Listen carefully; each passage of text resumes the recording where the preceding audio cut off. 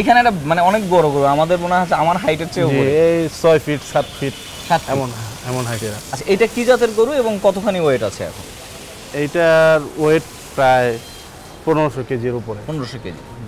আচ্ছা এটা জাতটা? এটা হলস্টিন। হলস্টিন জাতের। হলস্টিন। এই পাশে আর সাদাটা? এটা ক্রস মুন্ডি আর হলস্টিনের। মুন্ডি এবং হলস্টিন মিশ্রণ। জি। এইখানে কয়টা গরু আছে এরকম?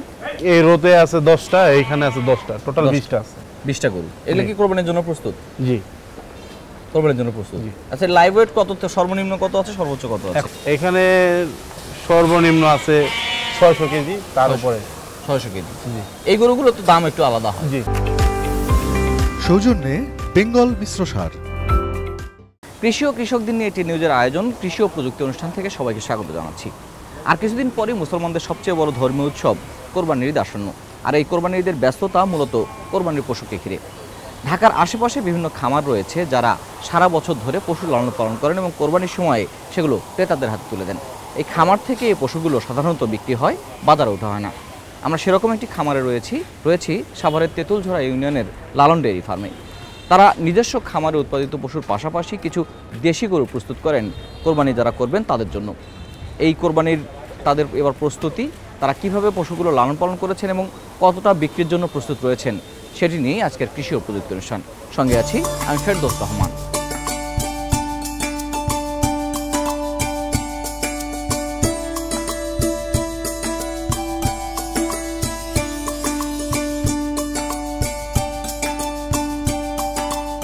ঈদুল আজহা বৃহত্তম ধর্মীয় এই উৎসবে আল্লাহর সন্তুষ্টির জন্য পশু কোরবানি দেন মুসলিমরা।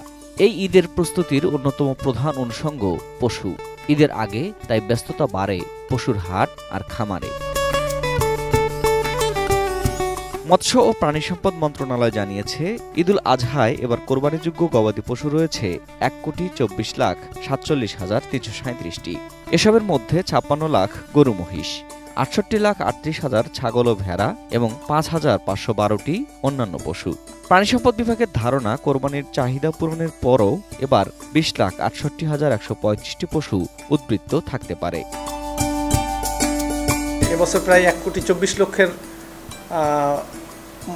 মতো গবাদি পশু, গরু, ছাগল, ভেড়া, মহিষ প্রস্তুত আছে এবং আমাদের প্রায় 8.5 লক্ষ যে প্রান্তিক খামারিরা, সেই খামারিরাই কিন্তু এই গবাদি পশু আসলে লালন পালন করে তারা বৈজ্ঞানিক পদ্ধতিতে এবং আমাদের লোকাল উপজেলা প্রাণী সম্পদ দপ্তরের সার্বিক তত্ত্বাবধানে এই গবাদি পশুর লালন পালনের মাধ্যমে এই গবাদি পশুগুলো কিন্তু মজুত করেছে। তো আমরা খুব আশাবাদী এবছরে যে পরিমাণ গবাদি পশু আমাদের যে প্রস্তুত আছে এবং তার মাধ্যমে এই 18 কোটি জনগণের আমরা যে বিশাল একটা ধর্মীয় উৎসব কোরবানিতে যে গবাদি পশু জবাই করা হবে তার মাধ্যমে আমরা আমাদের উৎপাদিত গবাদি পশুর মাধ্যমে এটা আমরা যোগান দিতে সক্ষম হব বলে মনে করি। এই পরিসংখ্যান বিগত বছরের তুলনায় কম, তবে কোরবানির পশুর এই বিপুল চাহিদা পূরণে সারা দেশের খামারগুলোতে এখন যেমন ব্যস্ততা তেমনি ব্যস্ত প্রান্তিক পর্যায়ে যারা পশু লালন পালন করেন তারাও। শেষ মুহূর্তে নিজেদের যত্নে বেড়ে তোলা পশুটিকে আকর্ষণীয় করে তুলতে চেষ্টা করছেন সবাই। বাহারি আদুরে নামের বিশাল আকারের পশুগুলোও আসছে সংবাদ মাধ্যমে। রাজধানী সহ সব খামারে চলছে কোরবানির পশুর প্রদর্শন। আলো ঝলমলে পরিবেশে দানবীয় আকারের মহিষ বা গরুগুলোকে আকর্ষণীয় করে ক্রেতাদের সামনে উপস্থিত করছেন খামারিরা। কোরবানিতে বেশিরভাগ মানুষেরই প্রথম পছন্দ গরু। খামারগুলোর বেশিরভাগ সংগ্রহই গরুর। অনেক জাতের গরু রয়েছে খামারে, দেশি বা দেশাল, শাহিওয়াল, গির, হলস্টিন ফ্রিজিয়ান থেকে ছোট আকারের ভর্তি। পাহাড়ি সংগ্রহ, বিচিত্র আকার ও রং তাদের। যাদের মহিষ পছন্দ তারাও পাবেন বড়সড় থেকে মাঝারি আকারের মহিষ। খামারের আকর্ষণীয় মহিষের সংগ্রহের মধ্যে রয়েছে মুর্রা, জাফরাবাদী, নীলিরাভি থেকে গোলাপি রঙের অ্যালবিনো। দামও গরুর তুলনায় কম, সংখ্যায় কম, তবে কোনো কোনো খামারে রয়েছে গয়াল। এক টন একটা মহিষের দামের সাথে 1 টন একটা শাহিওয়াল কখনোই হয় না, কিন্তু 1 টন একটা মহিষ হয়। আমি 1 টন মহিষের যে মাংস পাবো অলমোস্ট 60%-এর উপরে পাই আমরা মাংস। সেই ক্ষেত্রে আমি মনে করি একটা শাহিওয়াল দুইটা না কিনে একটা মহিষ কিনলে আপনার জন্য লাভবান। আমি সেই দিক দিয়ে বললাম, যেহেতু আপনি কোরবানিতে মাংস গরিবদেরকে খাওয়ানোর উদ্দেশ্যে, তা আপনি বেশি মাংস খাওয়াতে পারবেন আমার, এবং স্বাস্থ্যসম্মত মাংস খাওয়াতে পারবেন। ছোট আকারের পশুর মধ্যে প্রথম পছন্দ ছাগল, তবে শখের কোরবানির জন্য ভেড়া, গাড়ল, দুম্বাও প্রস্তুত রয়েছে খামারগুলোতে। পশুর হাটে বিক্রি শুরু হয়েছে ইতোমধ্যেই। রাজধানী সহ সারা দেশের হাটগুলোতে আসছে পশু।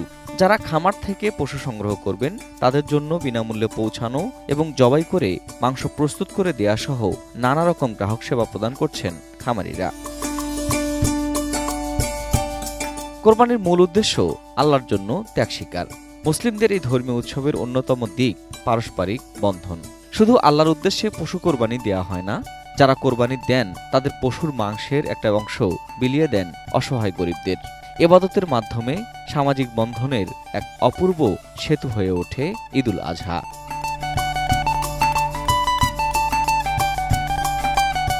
দর্শক, আমাদের সঙ্গে রয়েছেন এই লালন ডেয়ারি ফার্মের স্বত্বাধিকারী শাওন সরকার। তারাই মূলত এই গরুগুলো লালন পালন করেন। আমরা তার সঙ্গে একটু কথা বলি। শাওন ভাই, কেমন আছেন? জি আলহামদুলিল্লাহ। ভাই, আপনারা যারা খামারি, একটা বড় বিষয় হচ্ছে যে প্রতিটা পশুর প্রতি একটা আলাদা মমত্ববোধ নিয়ে আপনারা কাজ করেন। এই যে এই পশুগুলো ধরেন গতবার এদের আগের ব্যাচটা ছিল, আবার এই ব্যাচটা আসলো, সবগুলো ব্যাচে কি মহব্বতটা একই রকম আসে? একই রকম মহব্বত থাকে, হ্যাঁ। এবং কি অনেক সময় বেশি মহব্বত তৈরি হয়। মানে এটা কি একটা দুটোর প্রতি বেশি মহব্বত হয়ে যায়? আচ্ছা, এই যে ভালোবাসার সম্পর্ক, সেই পশুগুলো আবার আরেকজনের হাতে তুলে দিচ্ছেন কোরবানির জন্য, এই অনুভূতিটা কেমন? মানে আপনাদেরও তো একটা বড় কোরবানি মনে হয় হয়ে যায়। জি, এইটা একটা ত্যাগ আমাদের আর কি, সারা বছর এগুলাকে দেখে শুনে লালন পালন করা, তারপরে একজনকে তার কোরবানির উদ্দেশ্যে তার হাতে তুলে দেওয়া, এটা আমাদের মনে করি আমাদের যে একটা স্যাক্রিফাইস, একটা মানে এই বিজনেসটার মহত্বটা এই জায়গায় আসলে। আচ্ছা, আমরা একটু গরুগুলো এখানে দেখছি যে বেশ বড় বড় কয়টা গরু আছে। এগুলো কি আপনাদের খামারি? মানে আপনাদের তো দেখলাম যে ডেইরি সেকশন রয়েছে। জি জি, আমাদের অধিকাংশ অস্ট্রেলিয়ান জাতের যেগুলো আছে, আমাদের হলিস্টিয়ান ফ্রিজিয়ান জাতের, এগুলো আমাদের খামার থেকেই বাচ্চা থেকে এই 2-3 বছর লালন পালন করার পরে এরকম পর্যায়ে চলে। মানে বাচ্চা হওয়ার পরে এগুলোকে আলাদা করে? সবগুলো বাছুরি কি আলাদা করা হয় নাকি দেখে শুনে একটু? সবগুলা বাছুরি আলাদা করা হয়। জাত খারাপ থাকলে বা একটু কম তৈরি হলে বা একটু কম খাওয়া দাওয়া করলে সেগুলোকে আমরা আলাদা তৈরি করি। মানে আপনারা কি ছোটবেলায় দেখে বোঝেন কিনা যে এই গরুটা আসলে? একটা পর্যায়ে গেলে বোঝা যায় যে এটা আসলে তার গ্রোথটা বাড়বে কি বাড়বে না। সেই পর্যায়ে গেলে তখন আমরা 1 বছর বা 1.5 বছর পরে আলাদা করি। যেমন এই যে এই সাইজের হলে, এই সাইজটা যখন আসবে তখন আপনি বুঝবেন যে ও আসলে কি হবে ভবিষ্যতে। আচ্ছা, এখানে একটা মানে অনেক বড় গরু, আমাদের মনে হয় আমার হাইটের চেয়ে বড়, এই 6 ফিট 7 ফিট এমন হাইটের। আচ্ছা, এইটার কি নাম? আবার অনেকে তো নাম দেয়, নাম কি দিয়েছে? না, কোনো নাম দেওয়া হয়নি। নাম দেওয়া হয়নি। আচ্ছা, এটা কি জাতের গরু এবং কতখানি ওয়েট আছে এখন? এইটার ওয়েট প্রায় 1500 কেজির উপরে। 1500 কেজি। আচ্ছা, এটা জাতটা? এটা হলিস্টিয়ান জাতের। হলিস্টিয়ান। এই পাশে আর সাদাটা? এটা ক্রস মুন্ডি আর হলিস্টিয়ানের। মুন্ডি এবং হলিস্টিয়ান মিশ্রণ। এইখানে কয়টা গরু আছে এরকম? এই রোতে আছে 10টা, এইখানে আছে 10টা, টোটাল 20টা আছে। 20টা গরু। এগুলো কি কোরবানির জন্য প্রস্তুত? জি, কোরবানির জন্য প্রস্তুত। আচ্ছা, লাইভ ওয়েট কত? সর্বনিম্ন কত আছে, সর্বোচ্চ কত আছে? এখানে সর্বনিম্ন আছে 600 কেজি, তার উপরে 600 কেজি। এই গরুগুলো তো দাম একটু আলাদা হয়। জি। আচ্ছা, গরুগুলো একটু লালন পালন নিয়ে যদি কথা বলি, যে এখানে তো আপনাদের বলা যায় যে গরুগুলোকে আপনারা আমাদের সন্তানের মতো লালন পালন করেন আর কি। তো আপনারা কি ধরনের খাবার ব্যবহার করেন এবং লালন এগ্রোর গরুগুলোর আলাদা বৈশিষ্ট্য কি থাকে?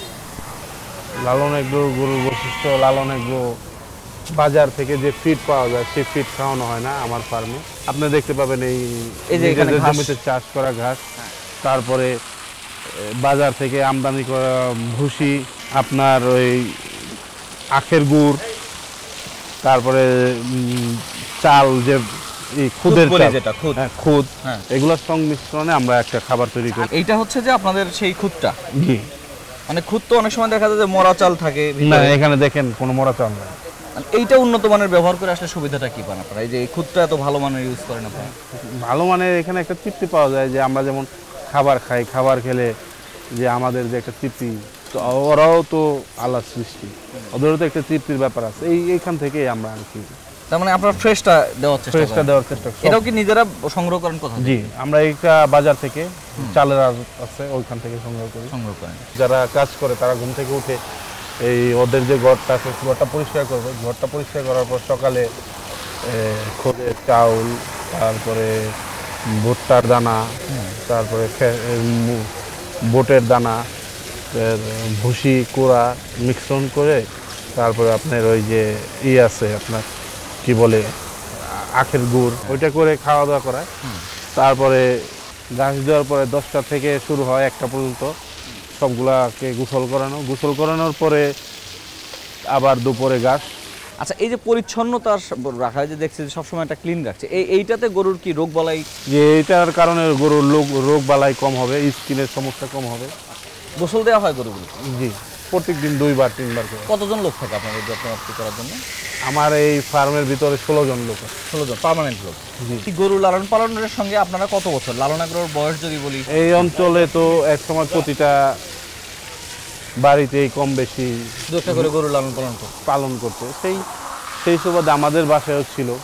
তো আমাদের বাসায় ছিল দুধ খাওয়ার জন্য। তো এক সময় আমার বাবা এটা শখ করে বড় করে, প্রথমত আমাদের 10 থেকে 15টা ছিল, এইখান থেকেই শখ করে এটা বড় করে এই অবস্থায় নিয়ে আসছে। আচ্ছা, এবছরের কতগুলো গরু আছে আপনাদের কোরবানির জন্য? কোরবানির জন্য একটা সেকশন তো আছে ডেইরি। জি, কোরবানির জন্য 150 গরু আছে। 150 গরু আছে, তার মধ্যে দেশি এবং হলস্টাইন ফ্রিজিয়ান। ফ্রিজিয়ান। আমাদের একটা সুবিধা কি যে অনেকের ফার্মের গরু ওষুধ খাওয়ানো হয় মোটা তাজা করানোর জন্য, যে ওষুধগুলো। হ্যাঁ, আমরা আসলে প্রাকৃতিক উপায়ে সব করি। এর জন্য ক্রেতারা বারবার আমার এখানে আসে। আমার যে গরুর গোশত এখানে কোনো ভেজাল পায় না। আর দ্বিতীয় কথা হলো যে ভেজাল না থাকার কারণে গরুতে আরেক বছর পালতে আমাদের সমস্যা থাকে না। মানে যারা ফ্যাটেনিং করে তাদেরটা রিস্ক থেকে যাদের গরুটা বাঁচবে কিনা। আমার গরু বিক্রি হলো না আলহামদুলিল্লাহ, এটার পরের বছর জন্য থাকলে সমস্যা নাই, পরের বছর আল্লাহ যদি কপালে রাখে বিক্রি হয়ে যাবে। এখন এই যে অনলাইনের যুগ আসছে, আমরা দেখি যে লাইভ সেল করে অনেক। জি, সেরকমও কি ব্যবস্থা আপনাদের করা আছে? আছে। এবং ক্রেতাদের জন্য মনে হয় বসার ব্যবস্থা সবই করা হবে নাকি? সেই প্রস্তুতিটা কেমন আপনাদের? এখানে আসবে, আয়সা গরু বাইর করে দেখবে, গরু দেখার পরে যেটা পছন্দ হবে লাইভ ওয়েটে যে আমাদের এই অঞ্চলে যারা গরু ফার্ম করে মানে বাজার দর যে বর্তমান মূল্যে যেটা আসে সেই মূল্যেই আমরা গরুগুলো বিক্রি করে থাকি। আচ্ছা শাওন ভাই, আমরা আপনার সঙ্গে আরো একটু কথা বলবো। নিশ্চয়ই আপনাদের সামনে প্রস্তুতি এবং কোরবানির যে কথাগুলো বলবো তার দর্শকদের কাছে একটা বিরতি নিয়ে আসি। দর্শক, আমরা কথা বলছি শাওন সরকার, লালন এগ্রি ফার্মের স্বত্বাধিকারী। তার কাছে আমরা আরও কিছু শুনবো, অর্থাৎ কোরবানি যে প্রায় আসন্ন সেই প্রস্তুতিগুলো তাদের কেমন আশা করছেন এবং তাদের যে ক্রেতা তাদের জন্য তাদের কী কী অফার থাকছে সেগুলো নিয়ে কথা বলবো। তার আগে ছোট্ট একটা বিরতি নিচ্ছি। সৌজন্যে বেঙ্গল মিশ্র সার। দর্শক, বিরতির পর আবারও সবাইকে স্বাগত জানাচ্ছি কৃষি ও প্রযুক্তি অনুষ্ঠানে। আমরা কথা বলছি কোরবানিকে ঘিরে খামারিদের প্রস্তুতি নিয়ে। আমাদের সঙ্গে রয়েছেন লালন আগ্রহ স্বত্বাধিকারী শাওন সরকার। শাওন ভাই, আমরা বিরতির পরে আসলাম। বিরতির আগে আপনার কথা বললাম যে আপনাদের গরুকে কি খাওয়ান, কেমন লালন পালন করেন সেই বিষয়গুলো নিয়ে। আমরা মনে হয় এই সেকশনটাতে দেখছি যে আপনার মোটামুটি সবই দেশি গরু। জি। আচ্ছা, এই যে আপনারা বড় আকারের গরু দেখলাম এবং মধ্যম আকারের গরু, ছোট আকারের গরু, জি, আসলে মধ্যম এবং ছোট আকারের গরুর চাহিদাটাই তো মনে হয় বেশি থাকে কোরবানি। সময় দেখা যায় বড় গরু এফেক্ট করতে পারে না বা অনেকে পছন্দ করে না, দেশি গরুর মাংসটা খাইতে পছন্দ করে। সেই জন্য আমরা অতীতে দেখছি যে গত কোরবানি ঈদে, তার আগের কোরবানি ঈদে, যে আমরা যখন বড় গরুর সংখ্যা বেশি ছিল তখন আমাদের বেচা কিনা কম হইতো। তো গত লাস্ট যে কোরবানি ছিল সেই সময় আমাদের দেশি গরু ছিল। তো দেশি গরু আমাদের একটাও ছিল না, যে 2-3টা যাও ছিল, তাও অস্ট্রেলিয়ান। তো সেই ক্ষেত্রে এখন দেশি গরুর চাহিদাটাই মানুষের মধ্যে বেশি, কারণ হলো একটা তৃপ্তি মানুষের মধ্যে কাজ করে, সেই থেকে মানুষ দেশিটাই আর কি আগ্রহ বেশি দেখায়। ফার্মে ঢুকেই মানুষ প্রথম দেশি গরু পছন্দ করে থাকে। আচ্ছা, বেশিরভাগ গরু লাল রঙের, এটা হওয়ার কারণ কি? লাল রঙের আমাদের এই অঞ্চলের মানুষগুলা যারা আমার গরুগুলা বেশিরভাগ আমার আত্মীয় স্বজনই নেই, এই তারা ফার্মে ঢুকেই প্রথমে জিজ্ঞেস করে লাল গরু আছে কিনা, লাল গরু আছে। মানে কোরবানির সাথে লাল গরুর একটা সম্পর্ক আর কি খোঁজে। এই দেশি গরুগুলো এভারেজ কত ওয়েটে আছে আপনাদের? দেশি গরু 300 কেজি থেকে শুরু করে 400-450 কেজি, মানে 500 কেজির মধ্যে। জি, এই যে দেশি গরুটার লালন পালন আর ওদিকে বিদেশি গরু লালন পালন, মানে বেশি কমফোর্ট ফিল করেন কোনটাতে আপনারা? বেশি কমফোর্ট ফিল হয় হলো এই পাশের গরুগুলো, কারণ হলো ওরা খাবার পরিমাণ কম খায়, ওদের চঞ্চলতাটাও কম, চঞ্চলতাও কম, খাবার কম খাইলে ওরা বাড়তি হয় বেশি। কিন্তু দেশি গরু খাবারও একটা যে হারে খাবার দিচ্ছেন ওই হারে আউটপুটটা পাওয়া যায় না, আউটপুট পাওয়া যায় না, আউটপুট পাওয়া যায় না, কিন্তু তারপরও খামারে রাখতে হচ্ছে আপনাদের।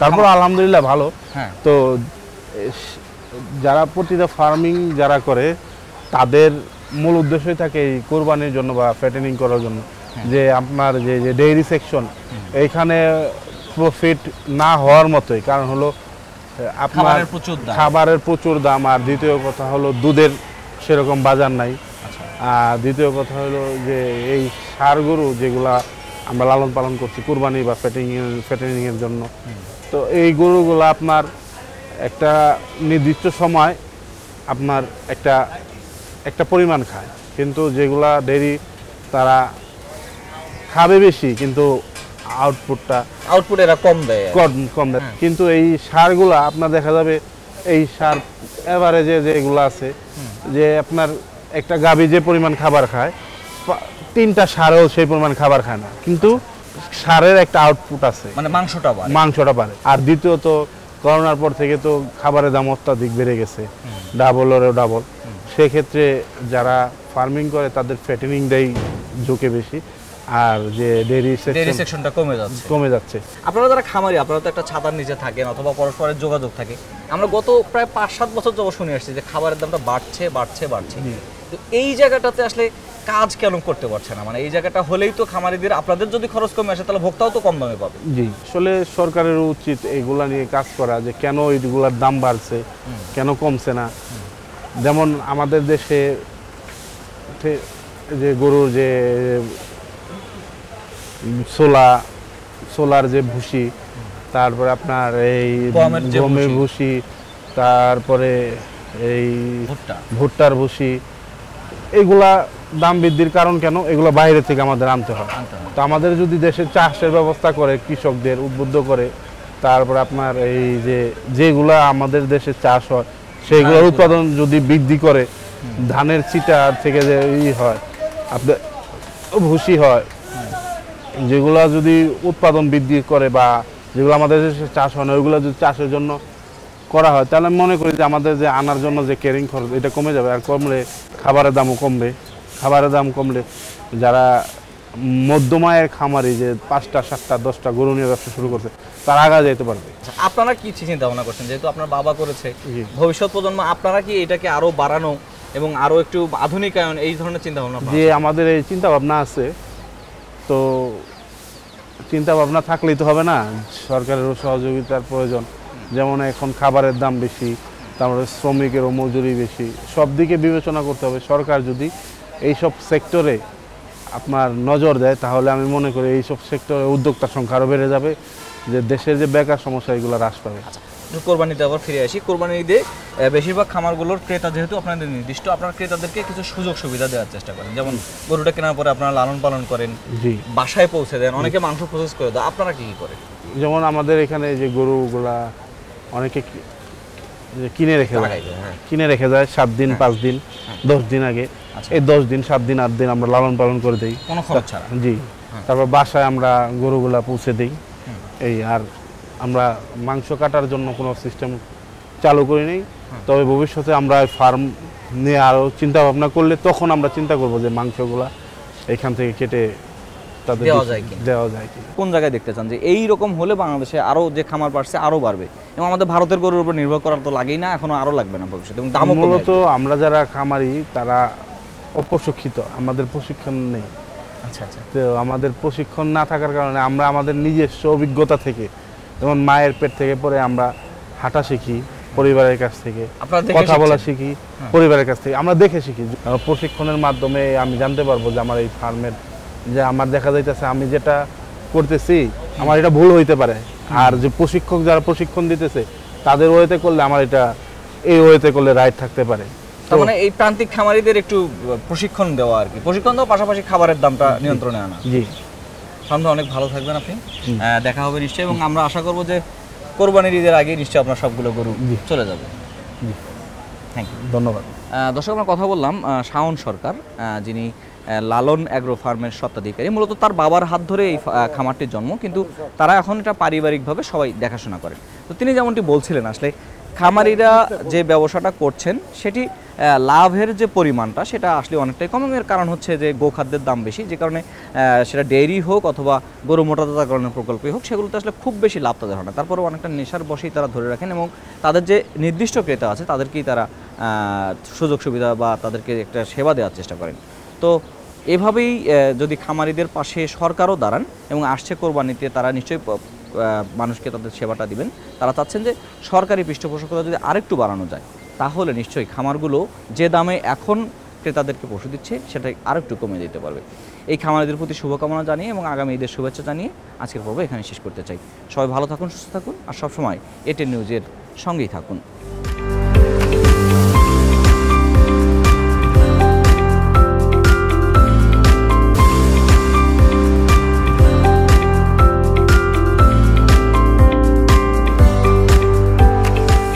সৌজন্যে বেঙ্গল মিশ্র সার।